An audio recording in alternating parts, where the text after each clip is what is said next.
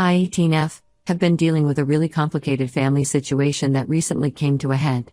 I have a half-brother Tommy, 8M, from my father Robert's, 42M second marriage to Jane, 35F. I guess I should start from the beginning to help everyone understand how things got to this point. My mom and dad had a really happy marriage from what I remember and what I've seen in old photos. She passed away from cancer when I was 6, and those first 2 years after her death were really tough. Dad struggled a lot being a single parent, but he tried his best. He met Jane at a work conference when I was 7, and they dated for about a year before getting married when I was 8. At first, things seemed okay. Jane was nice to me during their dating period and the first few months of marriage. She would take me shopping, help me with homework, and even started teaching me how to bake. Looking back now, I realize she was just putting on a show for my dad. Things started changing slowly after they got married. She became more distant and would often make excuses to not spend time with me. The real change happened when Tommy was born when I was 10. From the moment he came home from the hospital, it was like I became invisible in my own house. Jane completely stopped paying attention to me unless she needed something done. She would cook these elaborate meals for Tommy, but when it came to me, she'd just tell me to make a sandwich or heat up leftovers. When I told Dad about this, he said I was old enough to make my own food and needed to stop being jealous of a baby. As Tommy grew older, the favoritism became more and more obvious. Every single one of his achievements, no matter how small, was celebrated like he had won an Olympic medal. When I got straight A's in middle school, they didn't even bother to look at my report card. Jane would spend hundreds of dollars on clothes for Tommy but would tell me to be grateful when she bought me the bare necessities for school. The worst part was watching my relationship with my dad deteriorate. Before Jane, he used to be my best friend. We had this tradition of having Sunday morning breakfast together where we would make pancakes and talk about everything. After Tommy was born, he stopped doing that, saying he was too tired from taking care of the baby. I understood that having a new baby was tough, but even after Tommy grew older, Dad never brought back our Sunday tradition. When Tommy started school, things got even worse. Dad and Jane never missed any of his school events. They would take time off work to attend his soccer games where he mostly sat on the bench, but they couldn't make it to my debate competition where I won first place. They always had some excuse: work meetings, doctor appointments, or Tommy being sick. Last year during my final year musical performance, I had a solo part that I had practiced for months. I was really excited because they had promised they would come. I kept looking for them in the audience before my performance, but they weren't there. They texted me saying Tommy had a bad cold and they couldn't make it. I was heartbroken but tried to understand. Then the next day, I saw Tommy's Instagram post about how much fun he had at Disneyland with Mom and Dad. They had lied to me and chosen to take him to Disneyland instead of coming to my performance. The breaking point came 6 months ago when I got accepted into my dream college. I had worked really hard and managed to get a partial scholarship that covered 60% of the tuition. I needed help with the remaining amount and went to talk to Dad about it. He straight up told me they couldn't afford it because they were saving for Tommy's future. This came just a month after they had spent nearly $5,000 on a gaming setup for Tommy's birthday. They had bought him a high-end gaming PC, multiple consoles, and tons of games, but apparently had no money for my education. I was devastated and didn't know what to do. That's when I remembered my mom's sister, Aunt Shelley, 39F. She's a lawyer in another state and I hadn't seen her in years because Jane always made excuses whenever she tried to visit. I decided to reach out to her and tell her everything that had been happening. Aunt Shelley was furious when she heard my story. She started asking me questions about my mom's life insurance and other financial matters. When I told her I didn't know anything about that, she got even more concerned. She still had copies of some of my mom's documents and started going through them. That's when she found out about the college fund my mom had set up for me before she died. According to the documents, there was a significant amount of money that was supposed to be transferred to my name when I turned 18. When I confronted Dad about this, he completely broke down. He confessed that he and Jane had used up all my college fund. They had spent it on renovating their house and paying for Tommy's supposed private school fees. I was shocked and heartbroken. The money my mom had saved for my future, working extra shifts even while she was sick, had been stolen by my own father to provide luxuries for his new family. I told him I would take legal action and he started begging me not to. He promised he would pay me back, but I knew it was a lie. They had already spent all their savings on Tommy and were always complaining about money. When I didn't back down, he tried to guilt-trip me, saying I would destroy their family and make them homeless. Jane even sent Tommy to my room crying and asking me why I wanted to hurt his mommy and daddy. That's when Aunt Shelley stepped in.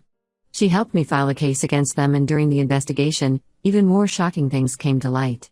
Not only had they used up my college fund, but they had also been collecting Social Security benefits in my name after my mom's death. Money that was meant for my care and upbringing had been going into their pockets for years. The total amount they had stolen from me came to around $180,000. The court ordered them to sell their house to pay me back. They tried everything to make me drop the case. They cried, begged, threatened, and tried to use Tommy to emotionally manipulate me. But I couldn't let them get away with stealing my future. My aunt offered to let me live with her and help me with college. Because of the financial fraud case, Child Services got involved and started investigating them. They found evidence of years of emotional abuse from Jane and neglect from my dad. Yesterday, they decided to temporarily place Tommy with my aunt while they investigate further. Now my dad and Jane are saying I destroyed their family. Some relatives are telling me I went too far and should have forgiven them for Tommy's sake. But I don't think I'm wrong. They stole my money, emotionally abused me for years, and tried to ruin my future. Ida for letting this happen to them?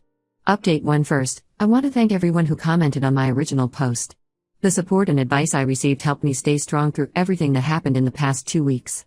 A lot has happened since my last post, and I need to get it all out. The investigation into my dad and Jane's parenting revealed things that were worse than anyone could have imagined. What started as a financial fraud case turned into something much bigger.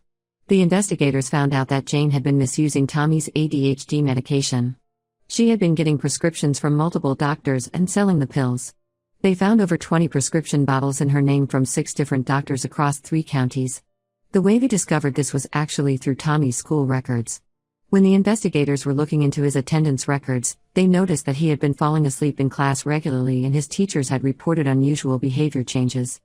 Sometimes he would be extremely hyperactive and other times completely zoned out. This raised red flags and they started looking into his medical records. That's when they discovered that while Tommy did have an ADHD diagnosis, the amount of medication prescribed to him was way more than what a child his age should be taking. Jane had been doctor shopping, going to different doctors with the same complaints to get multiple prescriptions. She would then only give Tommy a small portion of the medication and sell the rest. The investigators found text messages on her phone arranging meetings with buyers. She had been selling each pill for $25 to $30, making thousands of dollars each month. When they confronted her about this, she tried to blame it all on one of Tommy's teachers, claiming the teacher had pressured her into selling the pills. But they found her lie pretty quickly when they checked her bank records and found regular cash deposits matching the timeline of her text messages. My dad is now trying to claim he had no knowledge of Jane's illegal activities. He's been telling everyone that he's just as shocked as the rest of us and that he wants to get sole custody of Tommy. He even came to my aunt's house crying about how Jane had betrayed him and begging us to help him get Tommy back. I almost believed him until the investigators found text messages between him and Jane discussing the money they were making from selling the medications. There were messages where they talked about which doctors to target and how to space out the appointments to avoid suspicion. They even joked about how easy it was to get prescriptions if you knew what to say.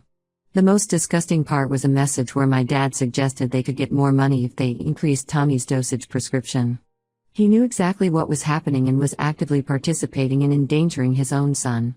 The private school revelation came as another shock. During the financial investigation, they were trying to trace where all my college fund money had gone. My dad and Jane had claimed they used a large portion of it for Tommy's private school fees. When the investigators contacted the prestigious private school they had claimed Tommy was attending, the school said they had no record of any student by that name. They checked other private schools in the area but found nothing. Finally, they discovered that Tommy had been enrolled in the local public school all this time. My dad and Jane had been lying about the private school for years. They had been telling everyone, including their families, that Tommy was going to this expensive private school, but in reality, they had been pocketing all that money.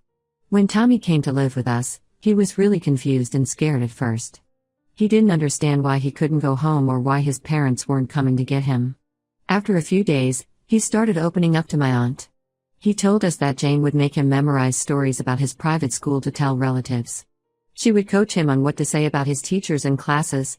If he made a mistake or told someone he actually went to public school, she would take away his toys and games for weeks. The house has been sold and I finally received most of my money back. The total amount came to $183,456 after including interest. My aunt helped me set up a bank account that only I have access to and is helping me make smart financial decisions. I'm starting college next month and even though it's not my dream school, I'm looking forward to this new chapter in my life. I decided to set aside $50,000 in a trust fund for Tommy. My aunt will be the trustee until he turns 18. I know none of this was his fault and I don't want him to suffer for our parents' mistakes. He's already been through enough trauma. Some of our relatives are still trying to guilt-trip me into dropping the charges against Dad and Jane. They keep saying that Tommy needs his parents and that prison time would destroy any chance of our family getting back together. My uncle, Dad's brother, called me yesterday saying I was being vindictive and that I should think about Tommy's future. But both my aunt and I agree that Tommy is better off away from them right now. He's already showing improvements in his behavior since he started getting his proper medication dosage. His new teacher says he's more focused in class and is actually participating in activities. He's also sleeping better and has started making friends in the neighborhood. The preliminary hearing is next week and both Dad and Jane are facing serious charges. My aunt says they're looking at significant jail time because of the prescription fraud and child endangerment charges. I know this is going to be hard on Tommy, but sometimes doing the right thing isn't easy. Update: 2 things have taken another unexpected turn in this whole situation. Last week, Jane's sister Lisa contacted my aunt with some disturbing information that has changed everything we thought we knew about Jane. Apparently, Jane has another son, Michael, 15M, from her previous marriage. She had completely abandoned him when he was 5 years old. Lisa hadn't spoken to Jane in almost a decade but had been keeping track of her through social media. When she saw the local news coverage about Jane's arrest, she decided it was time to come forward with what she knew. According to Lisa, Jane was married to a man named David for 3 years. They had Michael in the 2nd year of their marriage. Things were fine until Jane started showing signs of being financially irresponsible. She would spend all their savings on shopping and luxury items, maxing out credit cards and even taking loans without telling David. When David confronted her about their financial situation, she promised to change but instead started stealing money from his business account. She even forged his signature on loan documents. When he found out and threatened to divorce her, she cleaned out their joint bank account and disappeared for 2 months. David filed for divorce and got full custody of Michael since Jane didn't even show up for the custody hearing. The court ordered her to pay $800 monthly in child support, but she never paid a single cent. She would change jobs and move to different cities whenever the child support enforcement officers got close to finding her. This explains why she was so desperate for money and why she and my dad stole from my college fund. She had been hiding from her ex-husband all these years to avoid paying child support. The unpaid child support has now accumulated to over $100,000 with interest. David's lawyer contacted our aunt yesterday saying they're planning to file a lawsuit against Jane for the unpaid child support. Lisa also revealed that Jane had done something similar with her previous boyfriend before David. She had convinced him to invest his inheritance in a joint business venture and then disappeared with all the money. The boyfriend's family couldn't press charges because Jane had made him sign documents stating it was a gift. The trial for Dad and Jane is scheduled for next month. Their lawyer has been desperately trying to negotiate a plea deal, especially now with the additional information about Jane's past coming to light. But the prosecutor isn't interested in making any deals. He says the combination of financial fraud, child endangerment, and prescription drug charges, along with Jane's history of similar behavior, makes this a case that needs to go to trial. Dad's lawyer tried to separate his case from Jane's, arguing that he was manipulated by her.